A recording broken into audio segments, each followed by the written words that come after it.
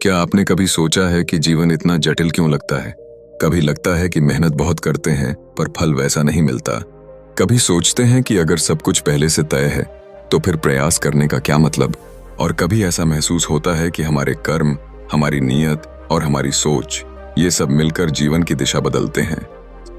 इन्हीं सवालों के उत्तर हमें मिलते हैं कर्म योग में, जिसे स्वामी विवेकानंद जी ने इतनी सहज और गहरी भाषा में समझाया कि हर इंसान, चाहे वो किसी भी उम्र का हो या किसी भी परिस्थिति में जी रहा हो, अपने जीवन से उसे जोड़ सकता है। इस चैनल का उद्देश्य केवल किताबों का सार बताना नहीं है, बल्कि उन शब्दों को जीवन में उतारना है जो आत्मा को झकझोरते हैं। जब आप कर्मा योगा के बारे में सुनेंगे तो पाएंगे कि ये केवल एक दार्शनिक विचार नहीं, बल्कि वे ऑफ लिविंग लाइफ है। स्वामी विवेकानंद जी कहते हैं, कर्म करो लेकिन फल की आसक्ति से मुक्त रहो। सुनने में आसान लगता है, लेकिन जब इसे जीने की कोशिश करते हैं तभी इसका असली अर्थ सामने आता है। सोचिए, जब हम काम करते हैं और लगातार यह सोचते रहते हैं कि उसका नतीजा क्या होगा, तब मन में तनाव, डर और असफलता का भय घर कर लेता है। लेकिन जब वही काम हम निस्वार्थ भाव से करते हैं, केवल इसलिए कि वह हमारा कर्तव्य है, तब हमारे भीतर एक अजीब सी शांति, एक इनर स्ट्रेंथ महसूस होती है। यही है कर्मयोग का मूल। और इसी को समझने के लिए यह चैनल आपका साथी बनेगा। यहाँ आप केवल किताब का सारांश नहीं सुनेंगे, बल्कि उन शब्दों के पीछे छिपी भावनाएं, जीवन के वास्तविक उदाहरण और ऐसे एक्सपीरियंसेस भी मिलेंगे जो आपके दिल को छू जाएंगे। स्वामी विवेकानंदा की किताब केवल एक ग्रंथ नहीं, बल्कि एक गाइडिंग लाइट है, जो हमें सिखाती है कि इंसान केवल भौतिक सुखों के लिए नहीं बना, बल्कि उसके भीतर एक असीम शक्ति है जो जागने का इंतजार कर रही है। जब हम कर्म योग को समझते हैं तो हमें यह भी समझ आता है कि दुनिया की सबसे बड़ी शक्ति न पैसा है, न पद, न प्रसिद्धि, बल्कि निस्वार्थ कर्म है। जब आप दूसरों की भलाई के लिए, समाज के उत्थान के लिए या अपने कर्तव्यों के लिए बिना किसी स्वार्थ के कार्य करते हैं, तभी असली संतोष मिलता है। और यही संतोष हमें जीवन के संघर्षों के बीच भी मुस्कुराना सिखाता है। इस चैनल की शुरुआत का मकसद सिर्फ इतना है कि हम सब मिलकर उस ज्ञान को साझा करें जो सदियों से हमें प्रेरित करता आया है। स्वामी विवेकानंद जी का हर शब्द एक चिंगारी की तरह है, जो अगर दिल में लग जाए तो इंसान की पूरी सोच बदल सकती है। यहाँ आप पाएंगे गहरी लेकिन सरल भाषा में कर्मा योगा की कंप्लीट जर्नी। किस तरह कर्म का सही अर्थ समझा जाए, कैसे फल की अपेक्षा से ऊपर उठकर काम किया जाए, और कैसे इस मार्ग पर चलते हुए हम न केवल अपने जीवन को बदलें, बल्कि अपने आसपास की दुनिया में भी सकारात्मकता फैलाएं। कल्पना कीजिए, अगर हर इंसान ये समझ ले कि उसका हर कार्य केवल उसके लिए नहीं, बल्कि पूरे समाज के लिए महत्वपूर्ण है, तो दुनिया कितनी खूबसूरत बन सकती है। यही सोच कर्मयोग सिखाता है कि हम इंटरकनेक्टेड हैं और हमारा हर कर्म रिपल इफेक्ट की तरह पूरे ब्रह्मांड में गूंजता है। इसीलिए कहा गया है, जब आप इस चैनल को सुनेंगे तो यह केवल किताब का एक नरेशन नहीं होगा, बल्कि एक भावनात्मक यात्रा होगी। कभी आपको लगेगा कि स्वामी विवेकानंद सीधे आपसे बात कर रहे हैं, कभी यह अनुभव होगा कि किताब का हर शब्द आपकी जिंदगी से जुड़ा हुआ है। और शायद चैप्टर 1, कर्म का रहस्य। जब हम अपने जीवन की ओर देखते हैं तो एक बात बहुत साफ दिखाई देती है कि हर इंसान दिन रात कर्म करता है। सांस लेना भी एक कर्म है, सोचना भी एक कर्म है, चलना, बोलना, काम करना, हर क्षण हम कर्म के जाल में ही जी रहे होते हैं। सवाल यह नहीं है कि हम कर्म करें या ना करें, क्योंकि यह विकल्प हमारे पास है ही नहीं। असली सवाल यह है कि हम किस भाव से कर्म करते हैं। यही बात एक साधारण जीवन को असाधारण बना देती है। मान लीजिए एक किसान है, वह सुबह सूरज निकलने से पहले खेत में पहुंच जाता है, मिट्टी जोतता है, बीज डालता है, पानी देता है। लेकिन उसके भीतर दो तरह की मानसिकता हो सकती है। पहली यह कि वह केवल फसल बेचकर पैसा कमाने के लिए काम कर रहा है, और दूसरी यह कि वह इस कर्म को ईश्वर की सेवा मानकर निस्वार्थ भाव से कर रहा है। दोनों का काम देखने में एक जैसा है, लेकिन दोनों के जीवन में फर्क आसमान और जमीन का है। पहला आदमी हमेशा परिणाम की चिंता में परेशान रहेगा, बारिश होगी या नहीं, फसल अच्छी निकलेगी या नहीं, दाम अच्छे मिलेंगे या नहीं। लेकिन दूसरा आदमी, जिसने कर्म को पूजा बना दिया है, उसका मन शांत रहेगा, क्योंकि वह जानता है कि उसका काम केवल कर्म करना है, फल तो अपने आप आएगा। यही है कर्म का असली रहस्य। हम अक्सर सोचते हैं कि हमारे कर्म का फल क्यों वैसा नहीं होता जैसा हम चाहते हैं, लेकिन सच तो यह है कि फल हमारे हाथ में है ही नहीं। हम केवल कर्म के अधिकारी हैं, परिणाम पर हमारा कोई नियंत्रण नहीं। यह सुनने में थोड़ा कठिन लगता है, लेकिन यही जीवन की सबसे बड़ी सच्चाई है। सोचिए, अगर कोई बच्चा परीक्षा की तैयारी केवल अच्छे अंक पाने के लिए करे तो वह पढ़ते समय लगातार तनाव में रहेगा। लेकिन अगर वही बच्चा पढ़ाई को सीखने और बढ़ने की प्रक्रिया माने तो उसका मन हल्का रहेगा और वह और अच्छे परिणाम पाएगा। कर्म का रहस्य यह है कि जब हम बिना स्वार्थ, बिना फल की चिंता, केवल कर्तव्य को ध्यान में रखकर काम करते हैं, तभी हम भीतर से मुक्त हो पाते हैं। यह मुक्ति कोई कल्पना नहीं है, बल्कि एक गहरी इनर फ्रीडम है, जहां मन चिंता और भय से परे चला जाता है। जीवन में आनंद तभी आता है जब हम इस सच को समझ लेते हैं। हमारे कर्म केवल हमारे लिए नहीं, बल्कि पूरे समाज और संसार के लिए असर डालते हैं। जैसे तालाब में फेंका गया एक छोटा सा पत्थर लहरें बनाता है, वैसे ही हमारा हर कर्म, चाहे अच्छा हो या बुरा, चारों ओर फैलता है। अगर हम स्वार्थी भाव से काम करते हैं तो न केवल हमें बल्कि दूसरों को भी उसका प्रभाव झेलना पड़ता है। लेकिन अगर हम निस्वार्थ भाव से कर्म करते हैं तो उसका असर एक सकारात्मक तरंग की तरह दूर दूर तक जाता है। यही कारण है कि महान लोग अपने कर्म से समाज को बदल देते हैं। कभी कभी लोग ये सोचते हैं कि अगर फल हमारे हाथ में नहीं है तो फिर मेहनत क्यों करें, लेकिन यहाँ पर समझने की बात यह है कि मेहनत करना ही जीवन का सार है। कर्म करना ही पूजा है। जब हम कर्म को पूजा की तरह देखते हैं तो काम छोटा या बड़ा नहीं रह जाता। घर संभालना भी उतना ही महान है जितना किसी मंदिर में सेवा करना। फर्क केवल दृष्टिकोण का है। कर्म का रहस्य यह है कि इंसान खुद को अपने कर्म से गढ़ता है। आप जैसा कर्म करेंगे वैसे ही बनेंगे। अगर आप लगातार निस्वार्थ भाव से काम करेंगे तो आपके भीतर करुणा, धैर्य और शक्ति विकसित होगी।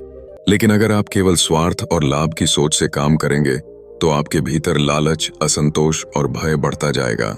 इसीलिए कहा गया है, चैप्टर 2, हम क्या बंधन में हैं? क्या आपने कभी सोचा है कि इंसान वास्तव में किससे बंधा हुआ है? क्या सचमुच कोई बाहरी शक्ति हमें जकड़े हुए है, या फिर हमारी अपनी ही सोच, हमारी इच्छाएं और हमारे कर्म हमें बंधन में रखते हैं?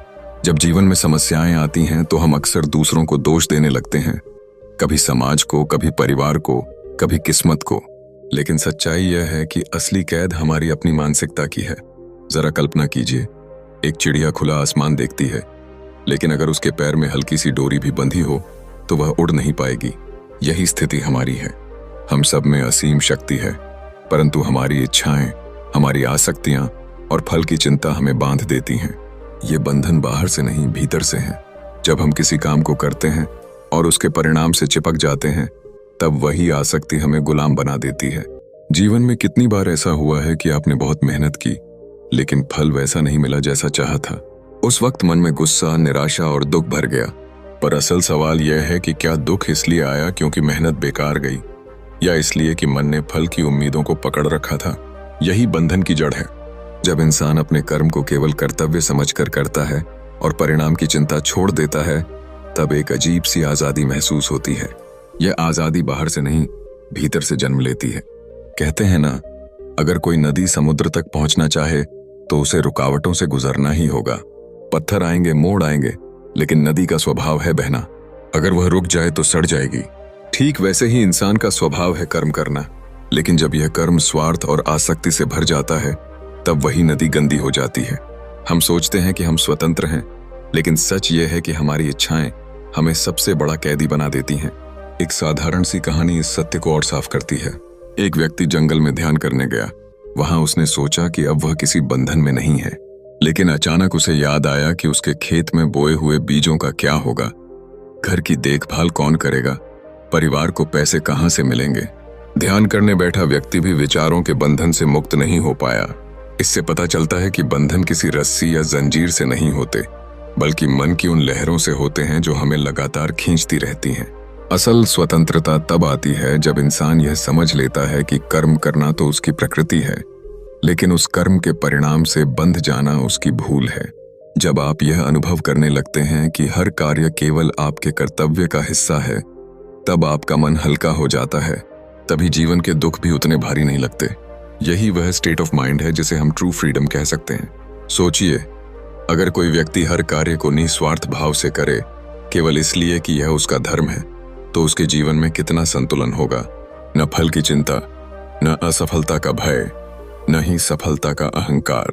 ऐसा व्यक्ति सच्चा मुक्त है, चाहे वह किसी साधारण नौकरी में हो या बड़े से बड़ा व्यवसाय चला रहा हो।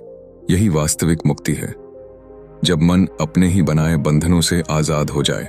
और शायद यही सबसे बड़ी प्रेरणा है कि हमें अपने भीतर झांकना है और पहचानना है कि असल में हमें बांधा किसने है। जवाब हमेशा एक ही होगा, हमारे खुद के विचार, हमारी आसक्तियां और हमारी इच्छाएं। जब इन्हें नियंत्रित करना सीख जाते हैं, तब महसूस होता है कि दुनिया की कोई भी शक्ति हमें कैद नहीं कर सकती। यही जीवन का वह रहस्य है जो हर इंसान को समझना चाहिए। कर्म करते रहो, लेकिन मन को उसके परिणामों की बेड़ियों से मुक्त करो। तभी सच्चा सुख, सच्ची स्वतंत्रता और सच्ची शांति मिल सकती है। यही वह संदेश है जो आत्मा को गहराई तक छू जाता है और इंसान को भीतर से बदल देता है। चैप्टर 3, कर्म में रहस्य। कभी आपने गौर किया है कि इंसान अपने हर कार्य के पीछे किसी न किसी कारण से बंधा हुआ है।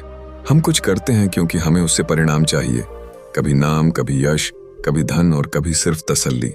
लेकिन अगर गहराई से देखें तो हमारे कर्म का असली रहस्य उस परिणाम में नहीं, बल्कि उस कर्म करने के भाव में छिपा हुआ है।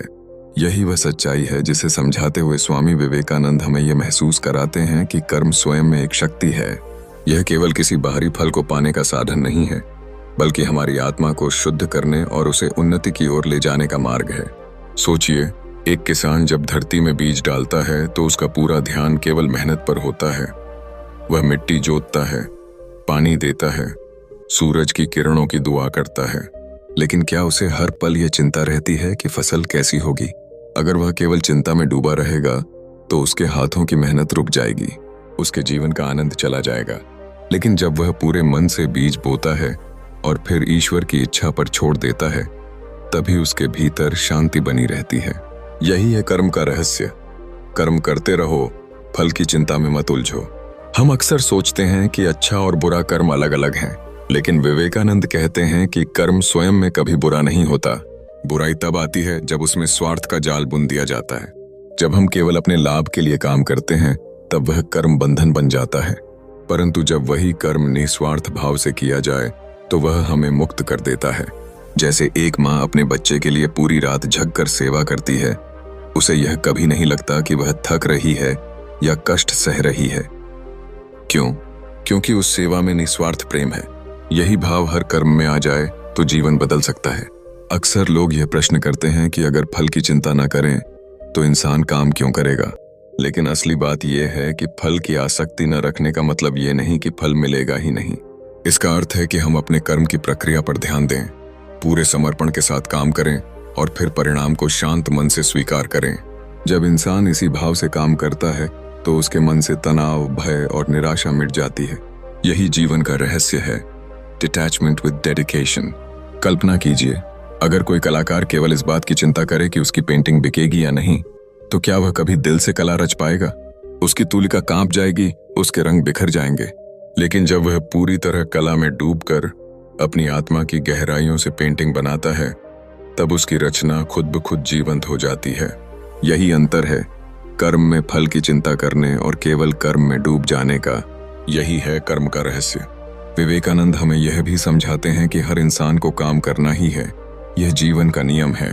कोई चाहे या ना चाहे कर्म से बच नहीं सकता। यहाँ तक कि सांस लेना भी एक कर्म है। फर्क बस इतना है कि क्या हम अपने कर्म को बंधन बना रहे हैं या उसे मुक्ति का साधन बना रहे हैं। जब तक हम स्वार्थ, अहंकार और फल की आसक्ति में काम करते हैं, तब तक वह हमें बांधता है। और जब हम निस्वार्थ भाव से, सेवा के भाव से कर्म करते हैं, तब वही हमें आजाद कर देता है। हम सबके जीवन में ऐसे क्षण आते हैं जब हम थक जाते हैं, टूट जाते हैं और सोचते हैं कि अब मेहनत का कोई अर्थ नहीं। लेकिन अगर हम कर्म के इस रहस्य को समझ लें, तो यह थकान हमें छू भी नहीं सकती, क्योंकि तब हमारा ध्यान परिणाम पर नहीं, बल्कि अपने कर्म की पवित्रता पर होगा। यही कारण है कि विवेकानंद कहते हैं, कर्म करो क्योंकि कर्म ही तुम्हारा धर्म है। कर्म करो क्योंकि इसी में आत्मा की शक्ति छिपी है। जब इंसान यह रहस्य समझ लेता है, तो उसका हर काम पूजा बन जाता है, उसका हर दिन साधना बन जाता है। चाहे वह दफ्तर में बैठा हो, खेत में काम कर रहा हो, बच्चों की देखभाल कर रहा हो या समाज की सेवा कर रहा हो, हर कर्म एक उपासना है। और यही वह मार्ग है जो इंसान को वास्तविक स्वतंत्रता की ओर ले जाता है। इस गहरे संदेश में एक साधारण इंसान भी अपने जीवन की दिशा पा सकता है।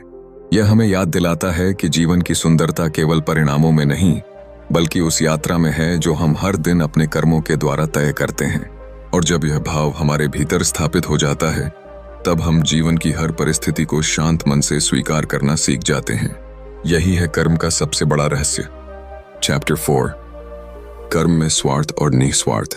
कभी आपने गौर किया है कि इंसान के हर काम के पीछे कोई ना कोई वजह छुपी होती है? कभी लालच, कभी डर, कभी उम्मीद और कभी केवल आदत। लेकिन अगर ध्यान से देखिए तो पाएंगे कि ज्यादातर कर्म किसी न किसी स्वार्थ से ही जुड़े होते हैं। सुबह उठकर काम पर जाना, बच्चों की परवरिश करना, पढ़ाई करना, पूजा करना, हर चीज में कहीं ना कहीं एक पर्सनल गेन छुपा होता है। हम सोचते हैं कि इससे हमें नाम मिलेगा, पैसा मिलेगा, सुख मिलेगा या फिर लोग हमें अच्छा समझेंगे। यही स्वार्थ धीरे धीरे हमें बांधता भी है और हमें असली स्वतंत्रता से दूर कर देता है। लेकिन जब कोई इंसान अपने कर्मों को स्वार्थ से ऊपर उठाकर करता है, तब उसका पूरा जीवन बदल जाता है। जरा सोचिए, एक माँ जब अपने बच्चे की देखभाल करती है तो क्या वह किसी इनाम की उम्मीद करती है? वह केवल प्रेम के कारण निस्वार्थ भाव से सेवा करती है। यही निस्वार्थ कर्म का असली रूप है और यही वह चीज है जो हमें भीतर से शुद्ध करती है। स्वामी विवेकानंद कहते हैं कि सेल्फिश एक्शन हमें कभी पूर्ण संतोष नहीं दे सकता। वह हमें केवल थोड़े समय के लिए सुख का एहसास कराता है, लेकिन फिर से अधूरा छोड़ देता है। मान लीजिए आपने बहुत मेहनत करके पैसा कमाया और उस पैसे से शानदार चीजें खरीदी। कुछ समय के लिए आपको खुशी मिलेगी, लेकिन जल्द ही आपको और ज्यादा पाने की इच्छा सताने लगेगी। यह इच्छा कभी खत्म नहीं होती। सेल्फिश डिजायर्स आर एंडलेस और यह हमें बार बार उसी जाल में फंसाती रहती है। दूसरी ओर निस्वार्थ कर्म करने वाला व्यक्ति एक अलग ही आनंद का अनुभव करता है। उसका सुख किसी बाहरी वस्तु पर निर्भर नहीं करता। उसने काम किया, सेवा की, योगदान दिया और यहीं उसका आनंद छुपा है। मान लीजिए कोई व्यक्ति सड़क पर चलते चलते एक भूखे बच्चे को खाना खिला देता है। वह जानता है कि न तो उसे इससे नाम मिलेगा, न इनाम, न ही किसी तरह का फायदा, लेकिन उस पल उसके दिल में जो शांति और सुकून आता है वह किसी भी भौतिक वस्तु से बड़ा होता है। यही है real satisfaction of selfless action. समस्या यह है कि हम अक्सर सोचते हैं, अगर मैं निस्वार्थ बन गया तो मेरा क्या होगा, मेरी जरूरतें कौन पूरी करेगा। यह डर हमें पकड़ कर रखता है। लेकिन हकीकत यह है कि निस्वार्थता इंसान को खाली नहीं करती, बल्कि उसे और समृद्ध बनाती है। जब आप किसी के लिए बिना सोचे समझे कुछ अच्छा करते हैं तो आपके भीतर की शक्ति और भी गहरी हो जाती है। यह एक इनविजिबल एनर्जी है जो केवल अनुभव की जा सकती है। जीवन की सारी समस्याएं इसी आसक्ति और स्वार्थ से उपजती हैं। हम चाहते हैं कि हर काम हमें कुछ दे, हर रिश्ता हमें खुश रखे, हर प्रयास हमें फल दे। लेकिन जब हम यह समझ लेते हैं कि कर्म केवल कर्तव्य है, फल तो अपने आप आ ही जाएगा, तब एक अजीब सी आजादी मिलती है। इमेजिन, अगर आप काम करें सिर्फ इसलिए कि वह करना आपका धर्म है, न कि इसलिए कि उसका नतीजा क्या होगा, तो आपके अंदर कितना कॉन्फिडेंस और कितना पीस होगा। निस्वार्थ कर्म इंसान को केवल आध्यात्मिक रूप से ही नहीं, बल्कि व्यवहारिक जीवन में भी मजबूत बनाता है। जो लोग बिना स्वार्थ के काम करते हैं वे समाज में विश्वास और प्रेम का आधार बन जाते हैं। उनकी उपस्थिति ही दूसरों के लिए प्रेरणा बनती है। इतिहास में ऐसे अनगिनत उदाहरण हैं। महात्मा गांधी ने स्वतंत्रता की लड़ाई किसी निजी लाभ के लिए नहीं लड़ी। मदर टेरेसा ने गरीबों की सेवा केवल मानवता के नाम पर की। ऐसे लोग हमें यह सिखाते हैं कि selfless action is the highest form of freedom. स्वार्थी कर्म हमें बांधता है, जबकि निस्वार्थ कर्म हमें मुक्त करता है। और यही मुक्ति जीवन का असली लक्ष्य है। यह मुक्ति केवल बाहर की नहीं, बल्कि भीतर की भी है। मन के बंधनों से, इच्छाओं के बोझ से और लगातार भागदौड़ की बेचैनी से। जब हम निस्वार्थ भाव से कर्म करते हैं, तब हमारा हर कदम प्रार्थना बन जाता है और हमारा जीवन ही पूजा का स्वरूप धारण कर लेता है। इसलिए असली सवाल यह नहीं है कि हम क्या कर रहे हैं, बल्कि यह है कि हम किस भाव से कर रहे हैं। सेल्फिशनेस हमें छोटा बनाता है, नैरो बनाता है और दुख की ओर ले जाता है। लेकिन जब हम सेल्फलेस होकर कर्म करते हैं, तब हम अपने अस्तित्व की सीमाओं से ऊपर उठ जाते हैं और दुनिया को एक बेहतर जगह बनाने में योगदान करते हैं। यही संदेश हृदय को छू जाता है। क्योंकि भीतर से हर इंसान जानता है कि वह केवल अपने लिए पैदा नहीं हुआ है, बल्कि उसके जीवन का उद्देश्य और भी बड़ा है। चैप्टर 5, हमारे कर्तव्य। जब हम जीवन में आगे बढ़ते हैं तो सबसे बड़ी उलझन अक्सर यह होती है कि हमारा असली कर्तव्य क्या है। बहुत बार मन में यह सवाल उठता है कि क्या हम जो कर रहे हैं वही सही है, या कहीं हम किसी गलत रास्ते पर तो नहीं जा रहे। इस खोज का उत्तर हमें वहीं मिलता है जहां ड्यूटी केवल शब्द नहीं रह जाती, बल्कि जीवन का आधार बन जाती है। सोचिए, एक किसान सुबह से शाम तक खेतों में मेहनत करता है, कभी धूप में पसीना बहाता है, कभी बरसात में कीचड़ से जूझता है। वह यह सब इसलिए नहीं करता कि उसे तत्काल कोई फल मिल जाए, बल्कि इसलिए कि यह उसका कर्तव्य है। उसकी मेहनत का परिणाम किसी और की थाली में भोजन बनकर पहुंचता है। यह वही भावना है जो हमें सिखाती है कि असली महानता तब आती है जब हम अपने कार्यों को कर्तव्य मानकर करते हैं, न कि केवल लाभ की चाह में। कर्तव्य का अर्थ सिर्फ इतना नहीं है कि हम समाज या परिवार के लिए कुछ करें, बल्कि यह भी कि हम अपने भीतर के मनुष्य को जागृत करें। जब इंसान अपने कर्म को बोझ समझकर करता है तो हर कदम कठिन लगता है, लेकिन जब वही कर्म दिस इज माई ड्यूटी की भावना के साथ किया जाता है तो उसी काम में आनंद आने लगता है। कर्तव्य हमें यह एहसास कराता है कि हम केवल अपने लिए नहीं जी रहे, बल्कि इस पूरी दुनिया से जुड़े हुए हैं। कभी कभी हमें लगता है कि हमारा कर्तव्य हमें बांध रहा है, जैसे कोई विद्यार्थी सोचता है कि पढ़ाई एक बंधन है, या कोई कामकाजी व्यक्ति सोचता है कि नौकरी केवल मजबूरी है। लेकिन सच्चाई यह है कि वही कर्म, वही ड्यूटीज हमें मुक्त करने की शक्ति रखते हैं। जब हम बिना शिकायत, निस्वार्थ भाव से काम करते हैं तो मन की जकड़न टूटने लगती है। यह ठीक वैसा ही है जैसे कोई माँ अपने बच्चे की सेवा करती है। वह रात रात भर जागती है, नींद त्याग देती है, अपना सुख भूल जाती है, लेकिन कभी उसे यह बोझ नहीं लगता, क्योंकि वह अपने प्रेम और कर्तव्य को एक मान चुकी है। कर्तव्य की सबसे बड़ी खूबसूरती यह है कि यह हमें आत्म केंद्रित होने से बचाता है।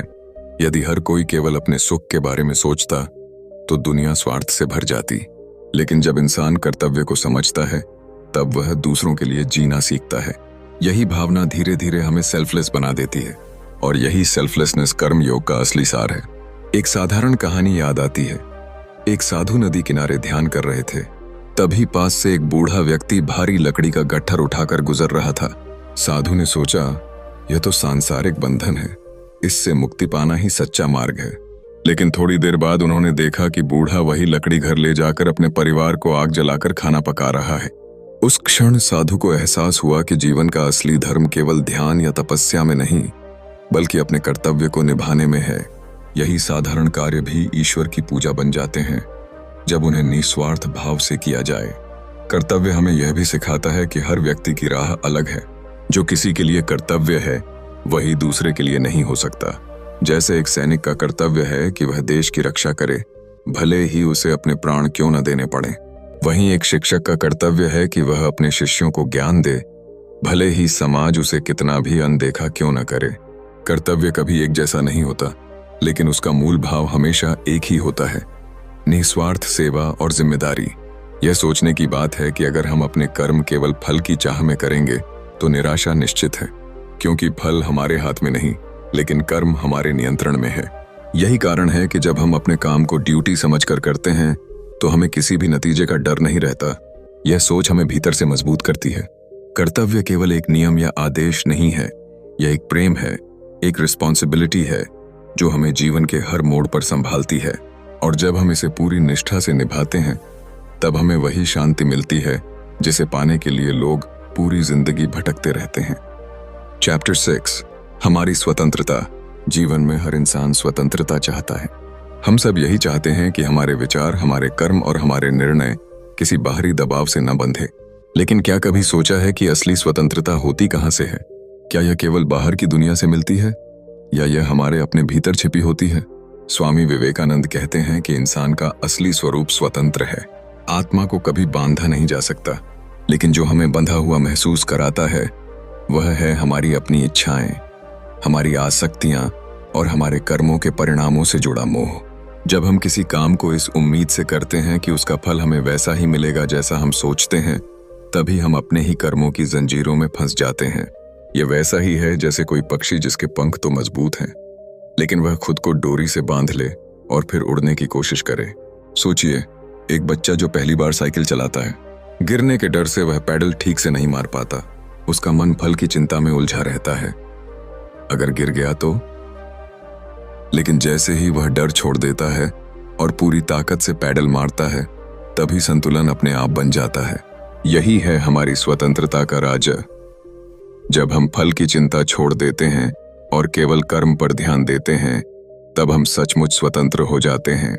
हमारी इच्छाएं अक्सर हमें गुलाम बना लेती हैं। हम सोचते हैं कि पैसा, नाम या दूसरों की प्रशंसा हमें आजादी देंगे, लेकिन असल में यही सब हमें और गहरे बंधनों में जकड़ लेते हैं। स्वामी जी कहते हैं कि जब इंसान अपने भीतर झांकना शुरू करता है, जब वह यह समझ लेता है कि I am not this body, I am not even this mind, I am the eternal soul, तब उसे एहसास होता है कि कोई शक्ति उसे बांध नहीं सकती। जो बंधन हमें दिखाई देते हैं, वे हमारे अपने मन की कल्पना से बने हुए हैं। जीवन के हर अनुभव में यह सीख छिपी है। जब कोई व्यक्ति सेवा के भाव से काम करता है, बिना किसी लालच के, तब उसके भीतर एक हल्कापन महसूस होता है। वह बोझिल नहीं होता, क्योंकि उसे किसी परिणाम की चिंता नहीं होती। यह हल्कापन ही स्वतंत्रता है। जैसे नदी बहती है, उसे यह चिंता नहीं होती कि उसका जल कहाँ गिरेगा, सागर तक पहुंचेगा या रेगिस्तान में खो जाएगा। वह बस अपने स्वभाव से बहती है। इंसान भी जब अपने कर्मों को इसी भाव से करता है, तब वह मुक्त हो जाता है। कभी कभी हम सोचते हैं कि स्वतंत्रता का मतलब है कुछ भी करने की आजादी, लेकिन असली आजादी का अर्थ है खुद पर नियंत्रण, अपनी इच्छाओं का मालिक होना, न कि उनका गुलाम। जो व्यक्ति अपने गुस्से, अपने लोभ, अपने भय पर विजय पा लेता है, वही वास्तव में स्वतंत्र है। इमेजिन कीजिए, अगर कोई आपको अपमानित करे और आप मुस्कुराकर उस पल को जाने दें, तब आपके पास वह शक्ति है जो दूसरे के पास नहीं। यही है फ्रीडम ऑफ द सोल, यही है इंडिपेंडेंस। स्वामी विवेकानंद इस सत्य को बार बार जगाते हैं कि स्वतंत्रता हमारे भीतर है। बाहर की दुनिया चाहे कितनी भी जंजीरें लगाए, आत्मा कभी कैद नहीं हो सकती। जब हम ये पहचान लेते हैं कि हम आत्मा हैं, अजर अमर और अनंत, तब हमें किसी से डरने की जरूरत नहीं रहती। यही डर मिट जाने का नाम है असली मुक्ति। चैप्टर 7, स्वतंत्रता का आदर्श। जीवन की सबसे गहरी आकांक्षा क्या है?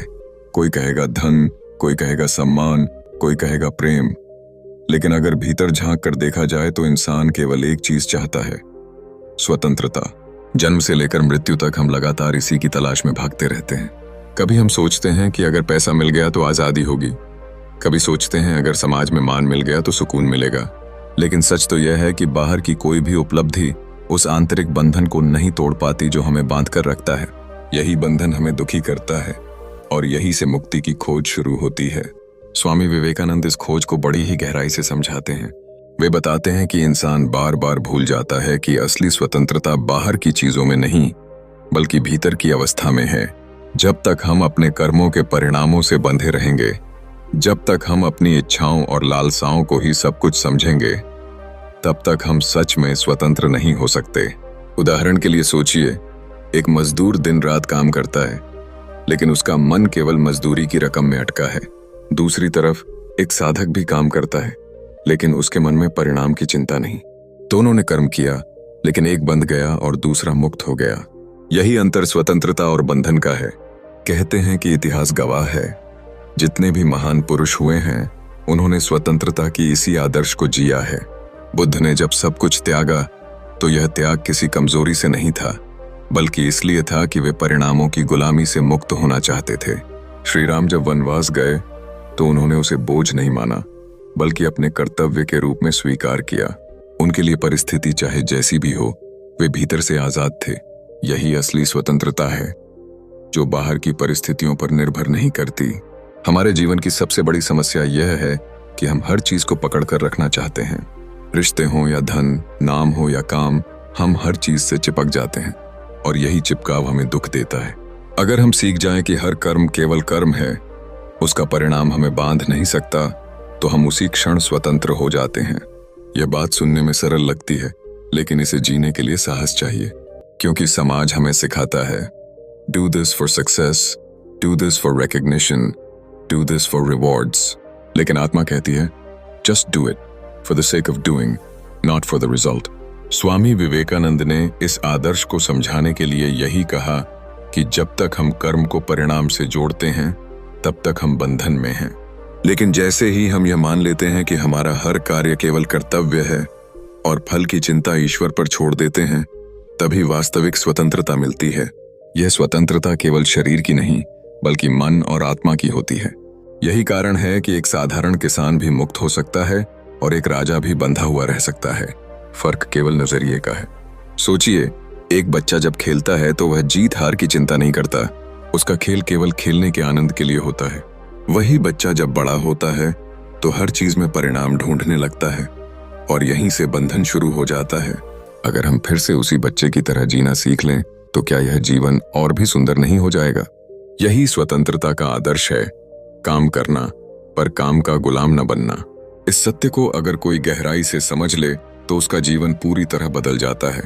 फिर चाहे परिस्थितियां कैसी भी हों, दुख हो या सुख, सफलता हो या असफलता, वह भीतर से अडिग रहता है।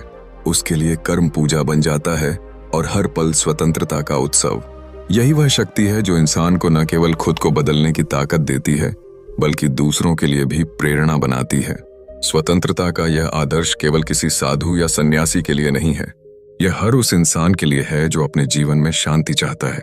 चाहे आप विद्यार्थी हों, गृहस्थ हों, व्यापारी हों या नौकरी पेशा, अगर आप कर्म करते समय यह भाव रखें कि मैं यह केवल अपने कर्तव्य के लिए कर रहा हूं, न कि किसी फल की लालसा से, तो आप आजादी का स्वाद चख सकते हैं।